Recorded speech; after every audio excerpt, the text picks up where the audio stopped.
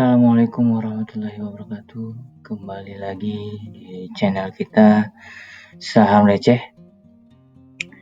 Hari ini saya akan coba mereview IHSG untuk minggu depan sekaligus memberikan rekomendasi ya buat teman-teman dan berpotensi ya di minggu depan bisa adanya kenaikan. Selain saham-saham pertambangan, saya mungkin akan memberikan rekomendasi yang sedikit berbeda untuk hari ini, di mana saham-saham ini sahamnya cukup lumayan receh, harga di bawah 2000-an, tapi merupakan saham blue chip ya, yang mungkin bisa teman-teman jadi bahan pertimbangan nanti untuk membeli saham untuk minggu depan. Oke, yang pertama kita coba analisa untuk IHSG dulu ya. IHSG udah 2 hari ini mengalami kenaikan, tapi bagaimana ke depannya saya melihat seperti ini ya. IHSG kembali lagi ke daerah 0,786-nya ya. Setelah 5 hari mengalami penurunan. Bisa kita lihat di sini IHSG berdasarkan MACD juga sudah ada tren kenaikan. Garis biru hampir bertemu dengan garis merah. Di sini juga MA5 hampir bertemu dengan MA20. Jadi saya ngelihat berpeluang besar IHSG minggu depan adanya kenaikan.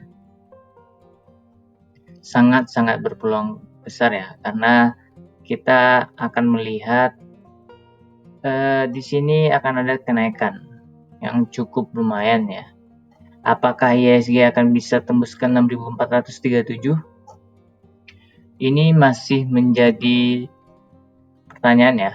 Apakah masih bisa? Karena sudah 2 kali mencoba dia kembali turun dan dia akan coba naik lagi ya.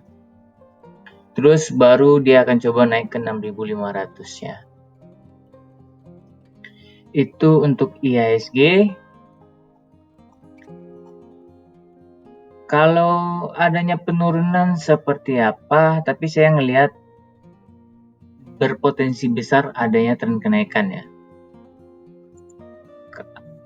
Bisa kita lihat di sini adanya tren kenaikan dari sini ya, menuju ke atas. Terus kita bisa lihat kalau penurunan seperti apa ya. Kalau penurunan berarti dia besok turun ke MA20 ya. Kalau MA20 berada di sekitar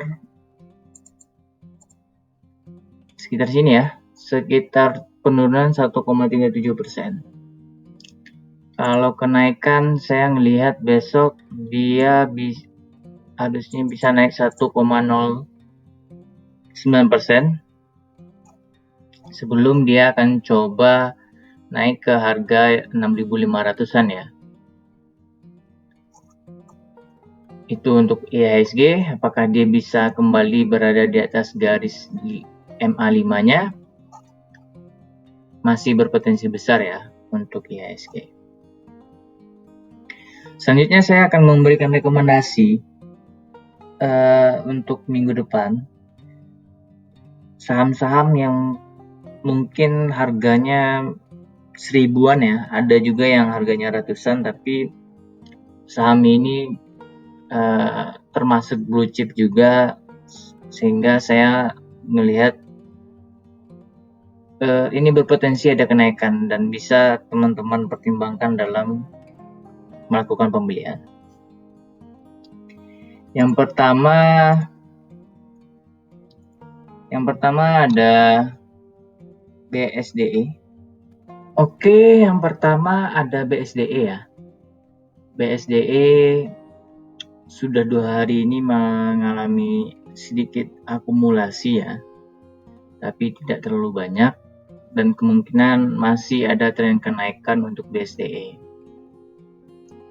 Kita bisa lihat sekarang dia berada di daerah 0,786.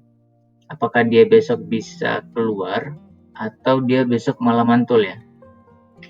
Berdasarkan Fibonacci harusnya dia masih berpeluang ada yang tren kenaikan hingga 13.025 ya. Berdasarkan Bollinger Bands kemungkinan ada ya sekitar itu di 12.090. Berdasarkan MACD juga ada tren kenaikan sehingga memungkinkan masih berpeluangnya ada tren kenaikan. Kita bisa lihat di sini adanya garis MA5 menuju ke atas untuk menemui MA20 ya. Apakah bisa bertemu? Ini kita bisa lihat hampir sama dengan IHSG ya. Hampir sama dengan IHSG keadaannya. Kalau penurunan berarti dia akan turun ke sini ya, ke 12.030. Oke, kita bikin ya. Ke 12.030.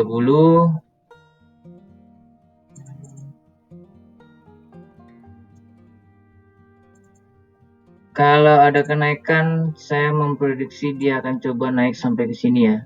Tapi untuk pertama dia akan naik dulu ke 12.095 hingga ke 13.025. Ini untuk BSDE. Selanjutnya ada CTRA. Oke, selanjutnya ada CTRA. CTRA sekarang berada di harga 12.005. Kita bisa lihat sebelumnya CTRA bisa pernah mencapai di 13.050. Di sini kita lihat berdasarkan MACD masih ada tren kenaikan ya. Dan garis biru juga akan bertemu dengan garis merah.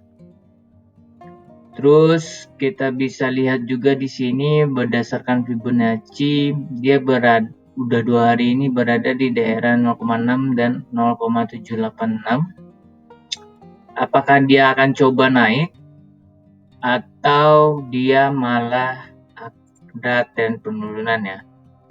Kita lihat di sini 3,58% lagi ya. Harusnya sih bisa ya untuk CTRA bisa naik. Kalau penurunan dia akan ke MA5 dulu di 3,12%. Kalau dilihat dari sini kita bisa terlihat kalau berdasarkan BB kemungkinan akan ada tren penurunan ya. Kalau berdasarkan BB ya. Tapi berdasarkan dua indikator yang lain masih ada bisa berpeluang kenaikan. Jadi kita lihat besok di minggu depan apakah CTRA ini masih berpotensi adanya tren kenaikan ya. Karena kita bisa lihat dia masih berada di atas MA5 ya. Itu untuk CTRA karena kemarin distribusinya kita lihat berdasarkan volume cukup juga sedikit penurunan. Apakah masih ada penurunan atau memang adanya akumulasi ya buat CTRA. Oke, selanjutnya ada tugas ya.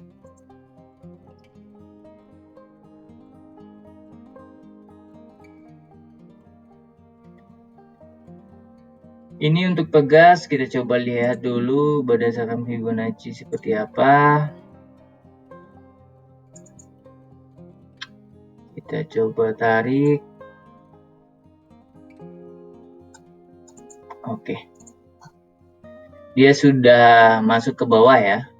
Kalau berdasarkan Fibonacci dia udah di daerah 0,236 dan dia harusnya sudah berusaha untuk bisa naik ke atas lagi ya, ke daerah 0,382-nya. Itu berdasarkan MA5 dia sudah sedikit sideways dan harusnya memang ada tren kenaikan. Berdasarkan MACD juga adanya tren kenaikan dan garis biru hampir bertemu dengan garis merahnya. Di sini kita bisa lihat akumulasi cuma 1 hari, padahal distribusinya 7 hari ya. Jadi kemungkinan buat Pegas akan ada kenaikan ya. Kenaikannya seperti apa? Saya melihat kalau untuk Pegas berarti dia akan coba naik dulu ke 14.040, terus ke 15.000 hingga ke 15.010. Kalau penurunan seperti apa? Kalau saya melihat dia akan coba ke sini dulu ya, ke daerah garis supportnya dulu, ke MA5 di 13.095, terus ke 13.070, paling kecil di sini ya, harusnya di sini ya, 12.070. Itu untuk Pegas, tapi saya berpotensi melihatnya untuk minggu depan masih ada tren kenaikan. Selanjutnya ada PTPP. Untuk PTPP kita bisa lihat di sini dia berada di daerah sini ya. Daerah di tanggal 1 Februari 2021. Apakah dia akan coba kembali naik atau turun ya? Tapi kalau berdasarkan MACD sudah memperlihatkan adanya tren kenaikan, di mana kita bisa lihat distribusinya 7 hari dan akumulasinya baru 1 hari. Kita bisa lihat di sini tren kenaikannya seperti apa. Untuk PP berarti dia akan coba naik ke MA20 dulu besok di 7,73%. Kalau mengalami tren penurunan harusnya tipis ya, di paling besar nih 4,09% ya. Tapi saya ngelihatnya besok masih ada tren kenaikan untuk PTPP karena distribusi sama akumulasinya tidak itu ya, tidak seimbang. Ini untuk PP kita bisa lihat berdasarkan MACD juga ada tren kenaikan. Semoga PP bisa naik ya, harusnya bisa naik ke harga 16.055 ya, karena kita bisa lihat di sini hampir berdasarkan MACD sudah sejak 19 Januari berada di bawah ya, dan ini sideways. Itu untuk PTPP ya. Selanjutnya ada PWON.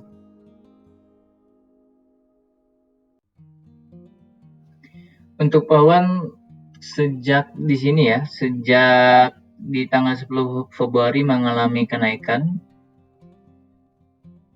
8 Februari ya. Sejak 8 Februari mengalami kenaikan dan sekarang berdasarkan MACD masih ada tren kenaikan.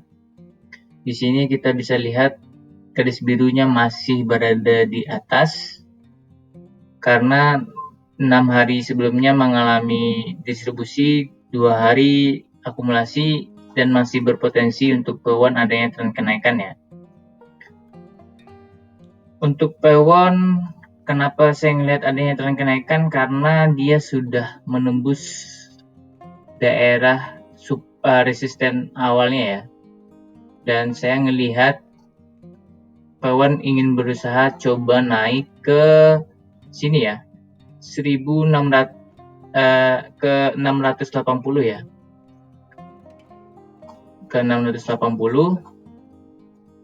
Berdasarkan MACD juga ada tren kenaikan. Apakah PWON besok bisa berada masih di daerah sini atau dia malah kembali turun ke daerah ini ya?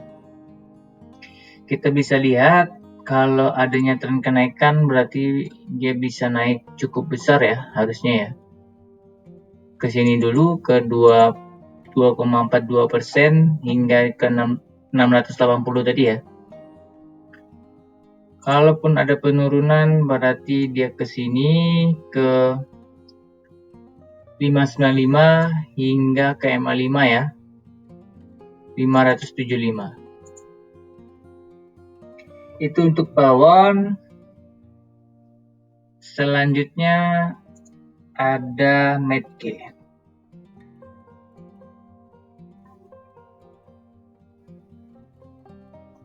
Untuk MACD berdasarkan MACD adanya tren kenaikan, berdasarkan volume malah udah 8 hari mengalami distribusi, harusnya MACD bisa berpeluang besar naik ya. Di sini saya ngelihat peluangnya besar banget hingga ke 720. Harusnya MACD besok bisa naik ke daerah MA5 di mana MA20 ya. MA20 di 680 hingga ke 720. Kalaupun penurunan berarti kita lihat di sini ke 640 ya. Tapi saya ngelihat peluangnya turun kecil sekali karena sudah distribusi cukup lama ya, dan harusnya dia mengalami kenaikan yang besar buat MACD ya. Itu buat MACD. Selanjutnya ada tower. Untuk tower kita bisa lihat di sini 2 hari yang lalu mengalami kenaikan karena masalah isu tower ini. Dia lagi bangun banyak tower juga ya yang dia bangun, jadi isunya cukup lumayan bagus. Dan di sini dia malah mantul ke MA20 dan berpotensi adanya tren kenaikan ya.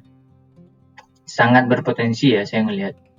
Karena harusnya dia turun ya kemarin kalau dia benar-benar turun lagi ke daerah support, tapi di sini kita bisa lihat dia malah mantul dan kemungkinan akan ada tren kenaikan ya, karena berdasarkan MACD juga ada tren kenaikan. Kita coba lihat kenaikannya berapa. Dia akan coba naik ke sini dulu ke 12.095 hingga ke sini ya, ke 13.025. Itu untuk tower. Kalaupun ada penurunan tower berarti ada di harga 1185 ya, 1190 ya. Itu untuk tower. Berdasarkan MACD juga ada tren kenaikan. Kalau dilihat di sini 2 kali mengalami akumulasi, tapi kita bisa lihat ini mengimbangi 2 hari yang lalu. Harusnya dia bisa masih ada berpeluang untuk ini ya, distribusi ini ya. Itu untuk tower. Selanjutnya ada SRIL. SRIL kita bisa lihat berdasarkan MACD juga ada tren kenaikan, tapi tipis ya. Terus kita coba lihat di sini dia sekarang berada di garis MA5. SRIL akan naik ke minimal ke MA20-nya dulu besok di harga berapa nih ya? Di harga 240. Hingga sebenarnya dia bisa masih berpeluang besar naik. Terus kita bisa lihat juga di sini kalau misal ada penurunan